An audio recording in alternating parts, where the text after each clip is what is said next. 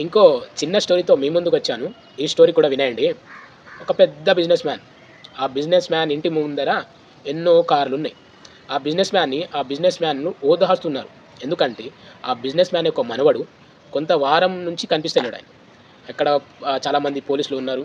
ఆ యొక్క పిల్లవాడిని వెతికే ప్రాసెస్ చేస్తున్నారు. అవన్నీ కథ జరుగుతుంది. సాయంత్రం అయిపోయింది. కొంతమంది బిజినెస్ మ్యాన్‌లు ఎళ్ళిపోయారు.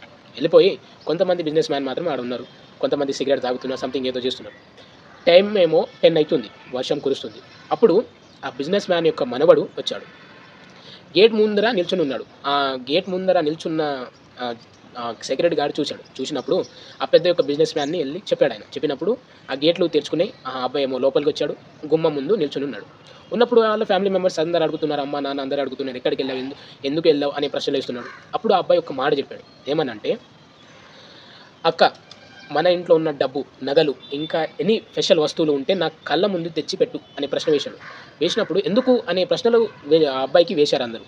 మీరేమి మాట్లాడకుండా నేను చెప్పిన పని చేయండి అని ఆ అబ్బాయి చెప్పాడు. చెప్పినప్పుడు అవన్నిటిని తన యొక్క కళ్ళ ముందు పరిచారు ఇలా. పరిచినప్పుడు ఆ అబ్బాయి పక్కన ఒక టేబుల్ ఉంది. ఆ టేబుల్ దగ్గర ఒక గాజు గ్లాస్ ఉంది.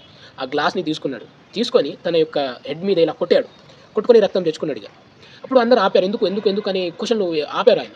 ఎవ్వడు ఏం పట్టించుకోకుండా తల మీద అంటే తన యొక్క శరీరాన్ని గాయపరుచుకుంటున్నాడాయన. ఎందుకో తెలియదిగ గాయపరుచుకుంటున్నాడు. అయితే అలా గాయపరుచుకొని ఒక జాగాలో ఆగాడు. ఆగి తన యొక్క బ్యాక్ సైడు ఒక టీవీ రన్ అయితుంది. ఆ అబ్బాయి గురించి ఆ అబ్బాయి కనిపిస్తున్నాడనే న్యూసే వస్తుందాడ. ఇతనికి ఎంతో కోపం వచ్చింది. కోపం వచ్చినప్పుడు తన యొక్క రైట్ హ్యాండ్‌తో ఆ టీవీని పలగొట్టాడు.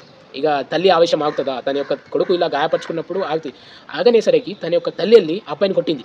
కొట్టినప్పుడు ఆ అబ్బాయి ఒక ప్రశ్న వేశాడు. ఏమనంటే, అమ్మ, అక్కడ డబ్బుంది. బంగారం ఉంది. వజ్రాలున్నాయి. వైఢూర్యాలున్నాయి. ఎన్నో స్పెషల్ వస్తువులున్నాయి ఆడ. నా యొక్క శరీరాన్ని నేను ఇంతలా గాయపరుచుకుంటున్నానే, అవేవి నన్ను ఆపలేదు. మరి నువ్వొచ్చెందుకు ఆపావమ్మా? అని ప్రశ్న వేశాడు. నేను పొద్దున్న లేచి నుంచి సాయంత్రం దాకా డబ్బే కావాలి, బంగారమే కావాలి, వజ్రాలే కావాలి, వైఢూర్యాలు కావాలని పరిగెడుతున్నాను. నా యొక్క శరీరాన్ని నేను ఇంతలా గాయపరుచుకుంటున్నానే, అవేవి నన్నొచ్చి ఆపలేదు. నువ్వొచ్చి ఆపావెందుకమ్మా? అని ప్రశ్న వేశాడు. ఆ తల్లికి ఏం చెప్పాలో ఇక అర్థం కాలేదు. మౌనంగా నిల్చుంది ఆమె. ఈ స్టోరీ ఇంతే లేదు. ఇంత ఉంది. నేను ఓన్‌గా రాసుకున్నాను. ఈ స్టోరీ ఎలా అనిపించిందో డెఫినిట్‌గా కామెంట్ చేయండి. అండ్ ఒక్క లైక్ కొట్టండి. ఇంకో దాచాను. ఎన్నో ఉన్నాయి స్టోరీలు. మీతో షేర్ చేసుకోవాలని ఉంది. షేర్ చేసుకుంటున్నాను.